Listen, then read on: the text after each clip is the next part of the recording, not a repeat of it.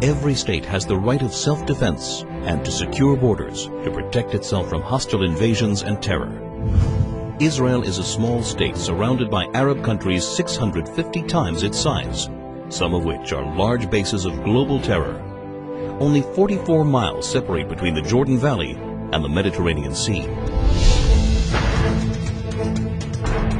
After the Six-Day War in 1967, when Israel was attacked by 4 armies on 3 fronts, UN Security Council Resolution 242 stated that Israel was entitled to secure and recognized boundaries, effectively new defensible borders, to replace the previous fragile lines from which it was attacked.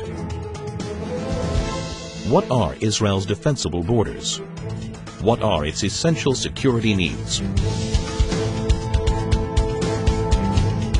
The Jordan Rift Valley, Israel's eastern frontier, forms a natural barrier between Israel and the countries of Jordan, Iraq, and Iran.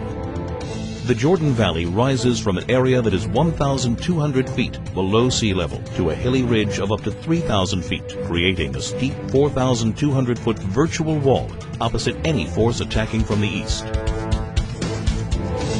The growing threat of global jihad activity near Israel's borders requires it to prevent infiltrations of terrorists and weapons. When Israel left the Philadelphia corridor in Gaza, it became a highway for the infiltration of terrorists and the flow of hundreds of tons of ammunition and weaponry from all over the Arab world, aimed at Israeli civilians. The Jordan Valley is the equivalent of Gaza's Philadelphia corridor in the West Bank. To defend itself, Israel must retain control over the Jordan Valley.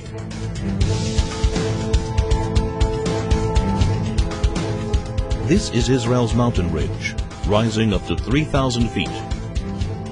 It dominates Israel's major coastal cities, where more than 70% of its population, 80% of its industry, and all of its airfields and seaports are located.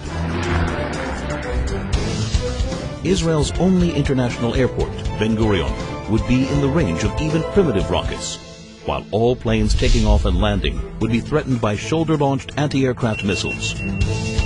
More advanced weaponry would be able to hit virtually any point in Israel.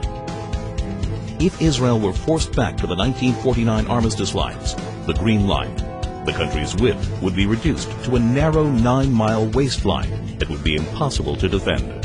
That's why any future arrangement must include Israeli control over key areas of the mountain ridge and Palestinian demilitarization. Israel's narrow borders means a combat aircraft can cross the entire country in under 4 minutes. In less than 2 minutes, an enemy plane could penetrate the country's airspace via the Jordan Valley and reach Jerusalem. In order to thwart an aerial attack on Jerusalem, a hostile plane must be shot down at least 10 miles east of the capital to prevent it from crashing into major population centers. Therefore, Israel must be able to identify hostile planes before they cross the Jordan River line and intercept them shortly after. To defend itself, Israel must control the airspace over the West Bank. There is enormous uncertainty about future trends in the Middle East. Iran is determined to become the supreme power as the U.S. withdraws from Iraq. No one can guarantee the future of many of the current regimes in the region. Today, more than ever, it is crucial to ensure defensible borders for Israel.